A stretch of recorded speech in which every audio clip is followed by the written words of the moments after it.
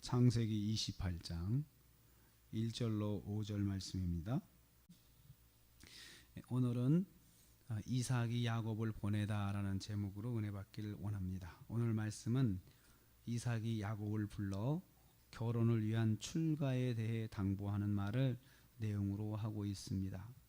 이삭은 바로 앞절 27장에서 리브가가 한 말을 그대로 고지 듣습니다. 야곱을 외가로 보내야겠는데 거기서 결혼을 할 수 있도록 야곱을 외가로 보내야겠습니다. 제가 에서를 통하여서 이 가나안의 딸들 중에서 며느리가 들어왔는데 자기가 낙이 없고 야곱마저 이 지역에서 이 가나안의 딸들을 며느리 맞이하면 나는 아마 죽을 겁니다 하면서 남편에게 호소하니까 이제 이삭이 그 말을 고지 듣고 야곱을 불러서 너는 외가로 좀 갔다 와라, 가서 거기서 신부를 맞이해서 결혼을 하고 오라고 그렇게 지금 당부를 하는 것입니다. 첫째로 외가인 라반의 딸 중에서 아내를 맞이하라고 당부합니다.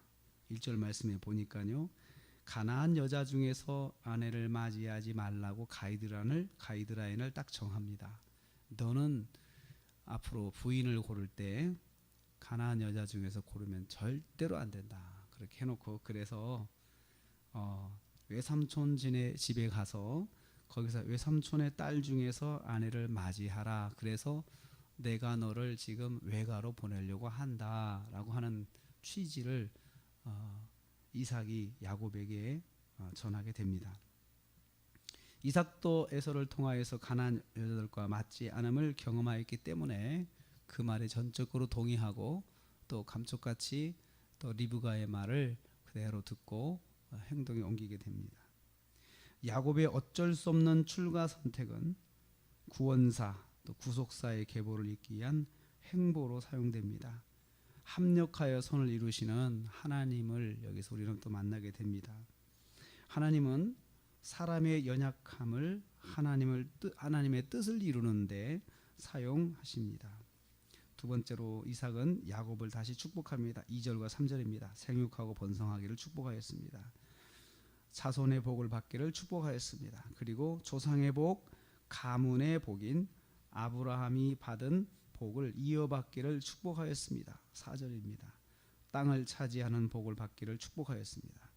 가는 곳마다 하나님께서 야곱의 소유로 허락해 주시기를 축복하였습니다. 한마디로 임마누엘 하나님이 야곱의 편에서 역사하시기를 축복하였습니다.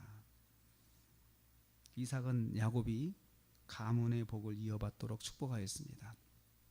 하나님께서 이 가정에 주신 복을 이 아들을 통해서 이어주십시오, 이 아들이 이어받게 해주십시오, 이렇게 하나님께 기도하였던 것입니다. 우리도 자녀들에게 가정의 복을 우리 자녀들이 이어받기를 그렇게 기도하기를 원합니다. 또 세 번째 보면은 그 후에 이삭은 야곱을 내보냅니다. 5절 말씀입니다.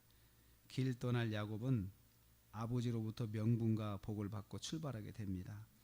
이삭은 형제간의 다툼이 아닌 결혼을 위한 여행으로 마음 놓고 보내게 되고요, 또 한동안 보이지 않을 야곱을 찾지 않아도 되는 상황이 되었습니다.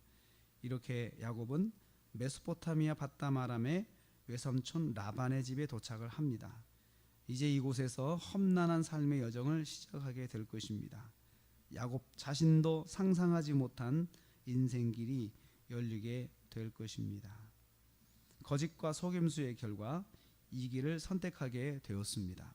어쩔 수 없는 선택이었습니다. 야곱도 떠나고 싶은 집은 아니었습니다. 그러나 자신이 저질러 놓은 일 때문에 형이 분노가 가득 차서 이제 목숨이 위태롭게 되니까 이제 어쩔 수 없는 선택을 해서 집을 떠나게 된 것입니다. 그러나 그 길은 하나님의 계획이 있는 길이었습니다.